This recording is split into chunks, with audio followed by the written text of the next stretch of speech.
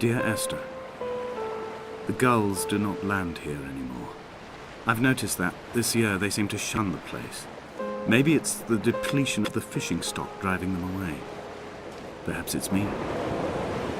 When he first landed here, Donnelly wrote that the herds were sickly and their shepherds the lowest of the miserable classes that populate these Hebridean islands. 300 years later, even they have departed.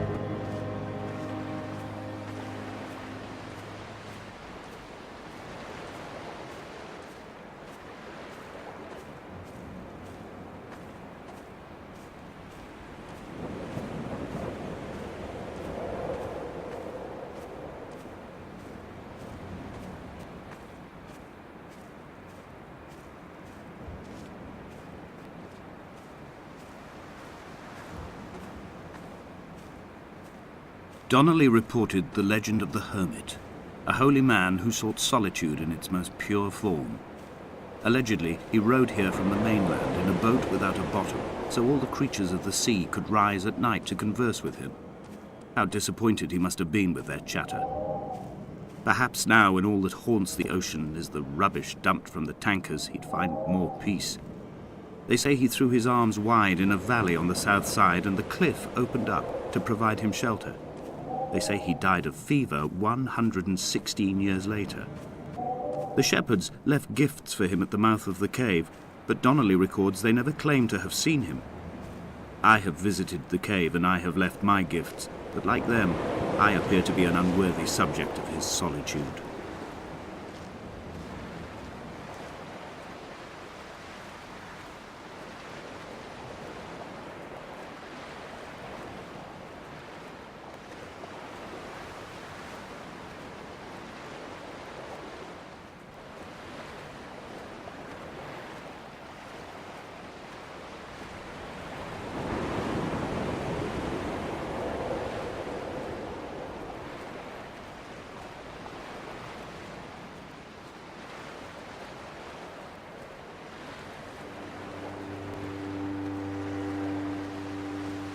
At night, you can see the lights sometimes from a passing tanker or trawler.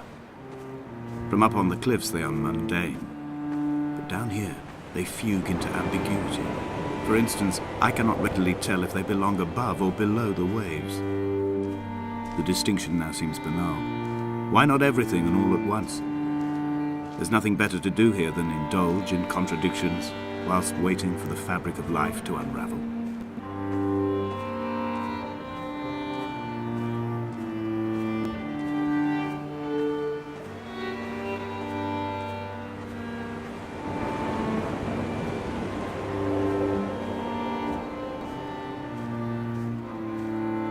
A wonderful sight.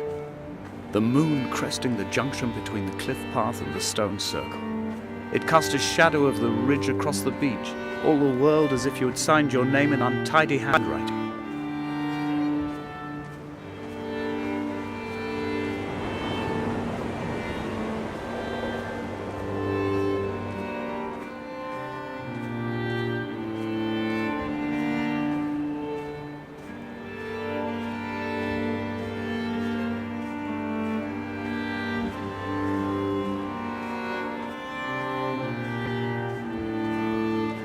When someone had died or was dying, or was so ill they gave up what little hope they could sacrifice, they cut parallel lines into the cliff, exposing the white chalk beneath. You could see them from the mainland or the fishing boat, and know to send aid or impose a cordon of protection, and wait a generation until whatever pestilence stalked the cliff paths died along with its hosts. My lines are just for this, to keep any would-be rescuers at bay. The infection is not simply of the flesh.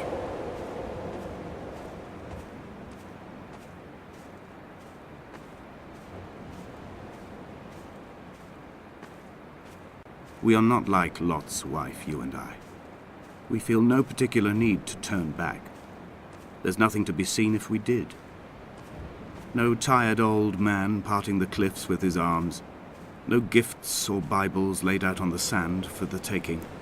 No tides turning or the shrieking gulls overhead. The bones of the hermit are no longer laid out for the taking.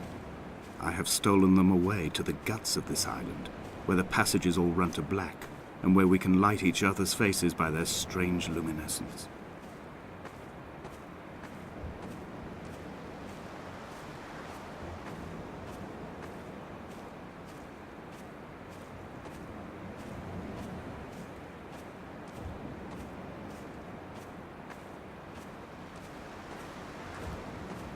Dear Esther, I met Paul.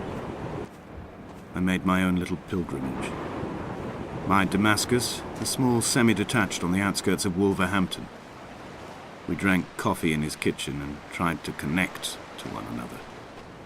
Although he knew I hadn't come in search of an apology, reason or retribution, he still spiraled in panic, thrown high and lucid by his own dented bonnet. Responsibility had made him old. Like us, he'd already passed beyond any conceivable boundary of life. I threw my arms wide and the cliff opened out before me, making this rough home. I transferred my belongings from the bothy on the mount and tried to live here instead. It was cold at night and the sea lapped at the entrance at high tide.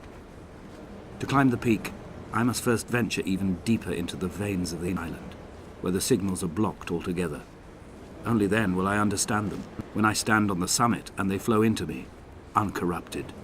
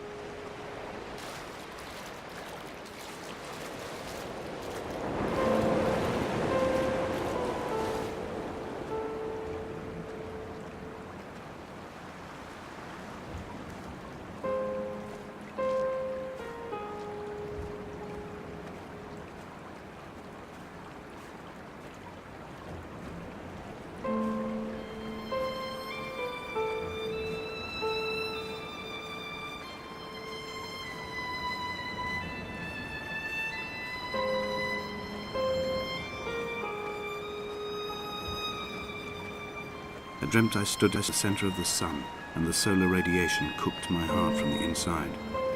My teeth will curl, and my fingernails fall off into my pockets like loose change. If I could stomach, I'd eat, but all I seem capable of is salt water. Were the livestock still here, I could turn feral and gorge. I'm as emaciated as a body on a slab, opened up for a premature source of death. I've rowed to this island in a heart without a bottom, all the bacteria of my gut rising up to sing to me.